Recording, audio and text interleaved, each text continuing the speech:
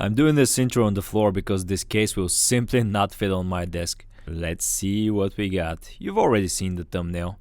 My god, this is a heavy case. It's a cool snow white... Whoa, it's a bit yellow. But nevertheless, it's a cool ESP Flying V. And what's interesting is that this one has the Kahler Bridge.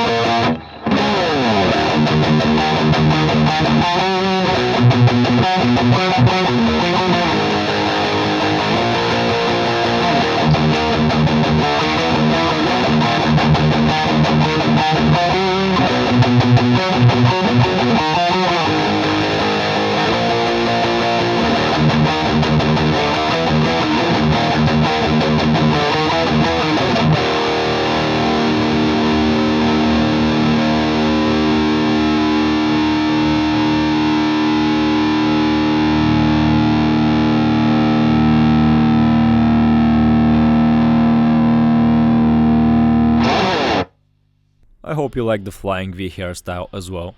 I'm gonna take you to another journey through time, all the way back to 2011's official ESP website. All sorts of cool stuff here and definitely fewer artists than today. Today's artist page is definitely bigger, but we still have these cool guys there. Enough about signatures though. Under ESP Standard series we find the NV. The ESP NV Standard is featured in two colors, the black and the snow white that I'm gonna demonstrate for you today. Looking at the official ESP catalogs, the first appearance of the NV Standard that I could find is on page 10 for the 2010 export catalog. In both snow white and black, also with EMG pickups for the specs, and also in 2011's export catalog, next to some other cool Flying Vs with different headstocks and fixed bridges. And then finally featured in the official worldwide catalog for 2011 with the specs, but again with EMGs. The one that I'm showing you today is also from 2011 but features Seymour Duncan pickups. In my previous videos I've reviewed a couple of Kirk Hammett signatures from that era, 2011-2012. I've also reviewed a couple of James Hetfield signatures from that exact period and a couple of Edwards guitars. I'm telling you this because it was kind of a weird period for ESP, especially for Europe spec guitars. Some of the Hetfield and Hammett guitars came with black chrome instead of black hardware, for example. Mixed up specs, etc, etc. People didn't know which guitars are standard, which are custom shop. This though is clearly a standard series Flying V. And I can tell you it's one hell of a guitar.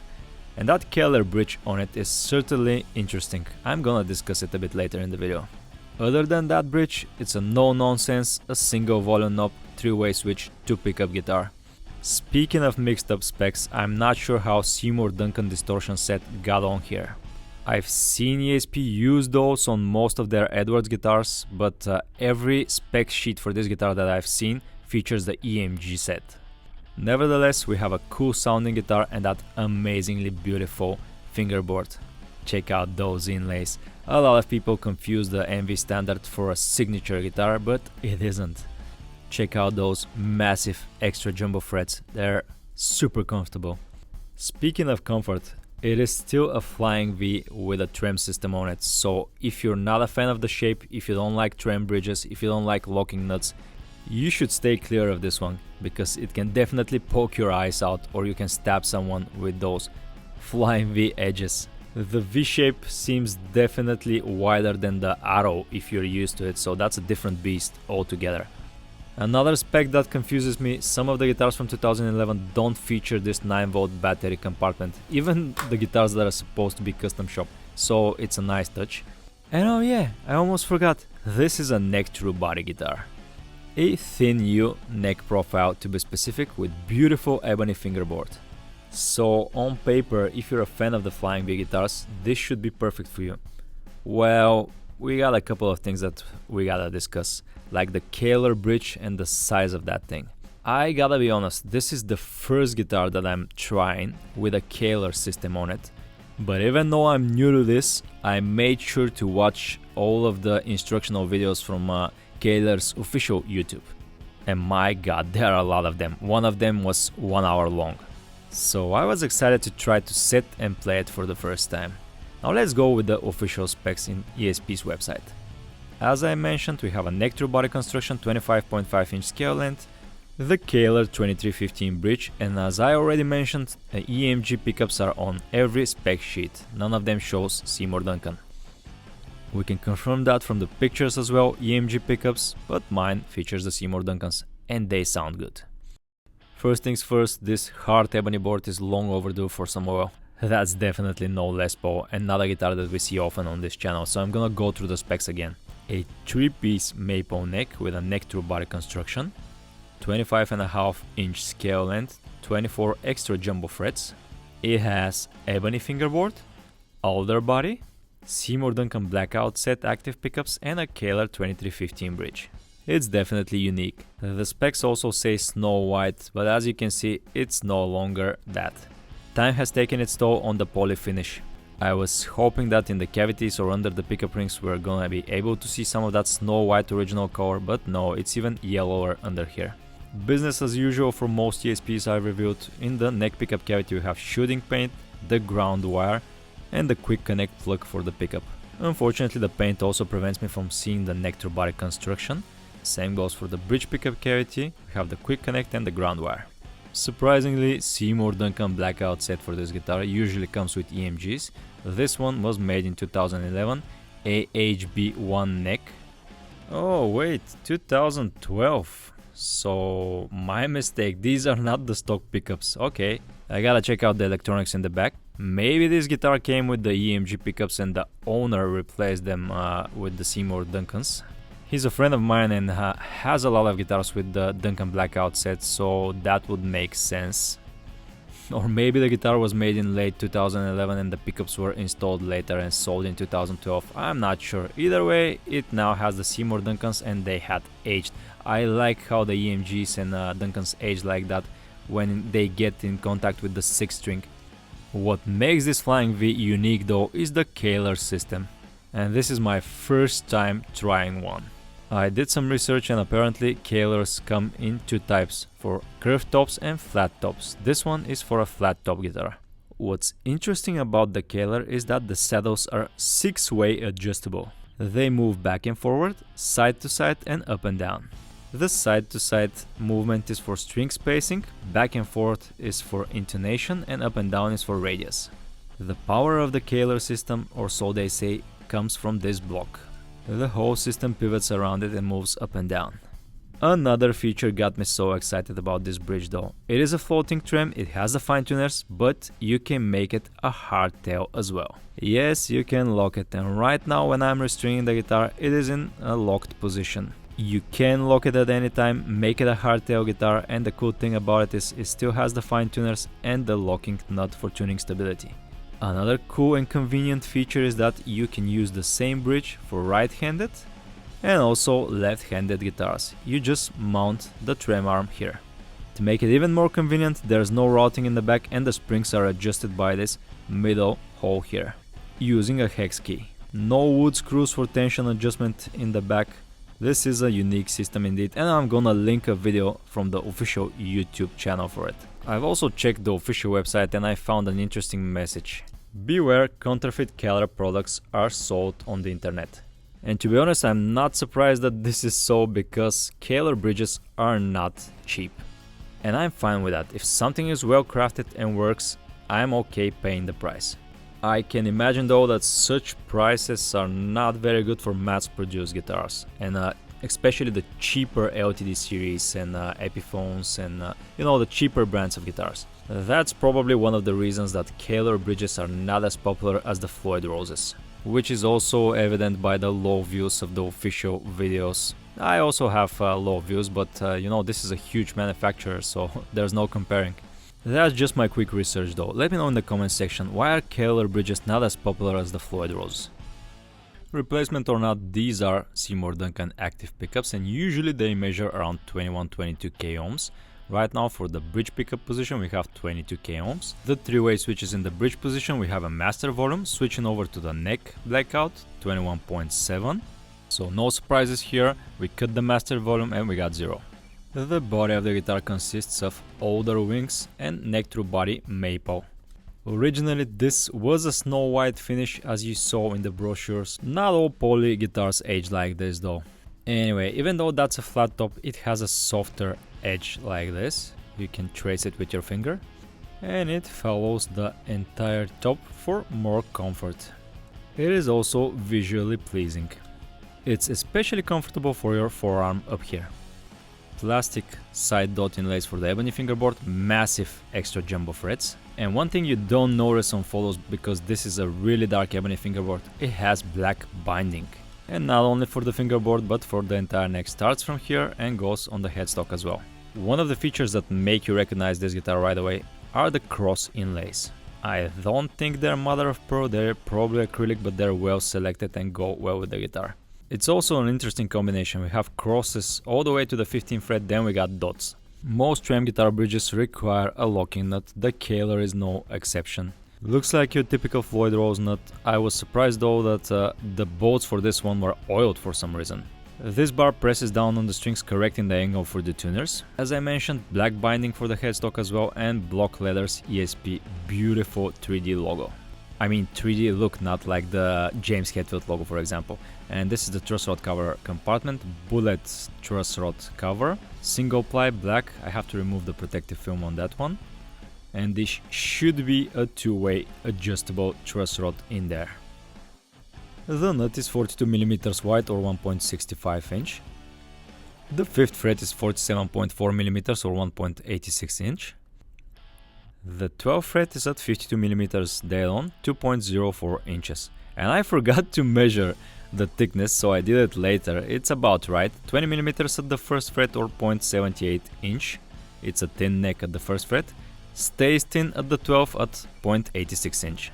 It is a chunky boy at 47mm or 1.85 inch. Pretty narrow distance between the pickups at 43.2mm or 1.70 inch. The radius is not mentioned in the specs, but for me it seems somewhere in between 12 to 14 inches, and it's more like 12 inches. 25.5 inch scale length that is measured from the nut to the roller saddles. Here's what the neck profile looks on the 1st and the 12th fret. It is indeed thin U, slightly more C-shaped near the 1st fret because of the volute. The back of the guitar has a lot more features than I anticipated. For example, it is a soft edge like the front, and it goes on the entire body like that. It's not just a flat swab of wood, which would have been cheaper to produce. Neck through body construction usually can be seen on the Kirk Hammett guitars for example, but this one the paint is so thick that I'm not able to see the trough lines. And we have a 9-volt battery compartment here. And if you look inside, we can see some of that snow white paint under the unfinished portion of the wood. You see where the poly coating is? It's got yellow. Anyway, on to the electronics compartment, and there's a lot of room for activities here. Since this guitar features a single volume knob and a 3-way switch, you can put all sorts of electronics in here. The EMG motherboard, you can put the quick connect. This doesn't feature the quick connect because it's 2011, but you can easily swap things out here. And this is the cover for the electronics compartment, shooting on the back side of it.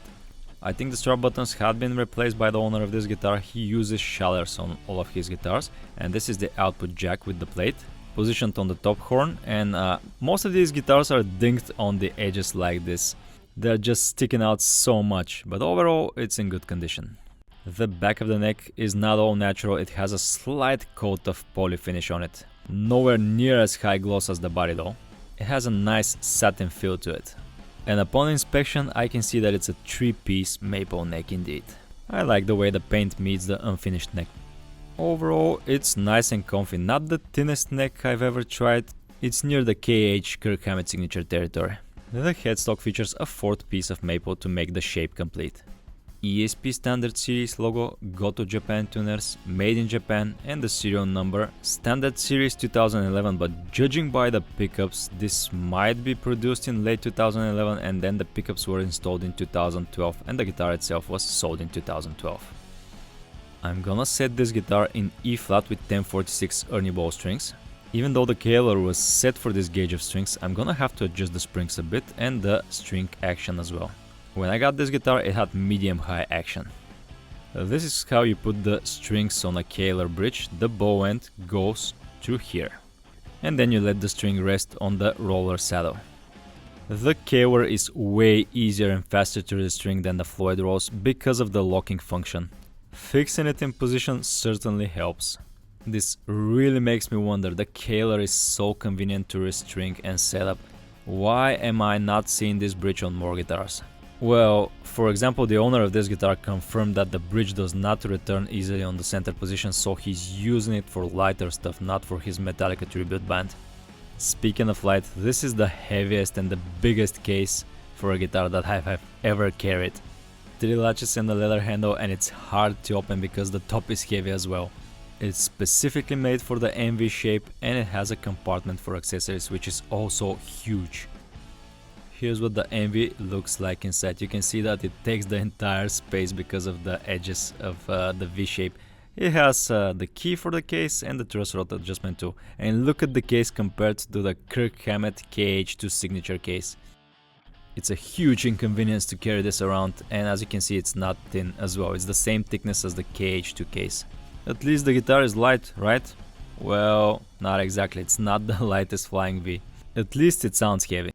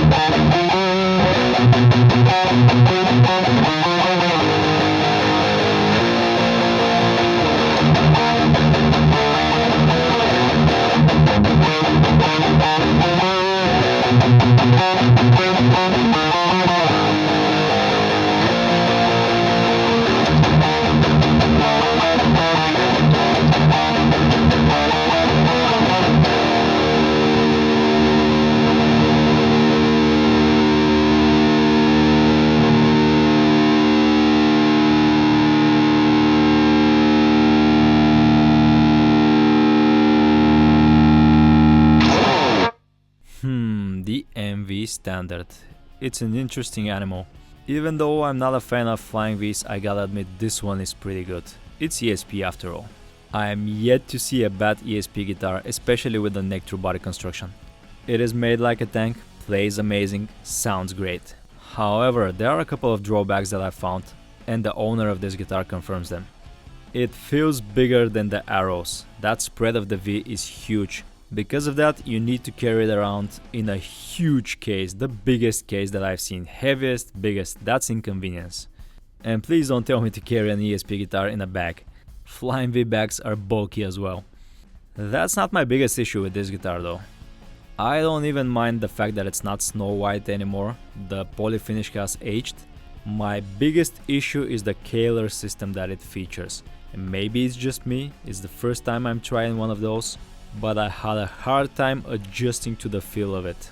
In the short period of time I had this guitar, I couldn't adjust to the palm muting position on those lower saddles. On top of that, even though the Kahler was easy to set, it didn't return in center position every time. That's why I locked it and used it as a hardtail for this review. Again, it could be me, let me know in the comment section your experience with the Kahler bridges. Other than that, it's an amazing guitar.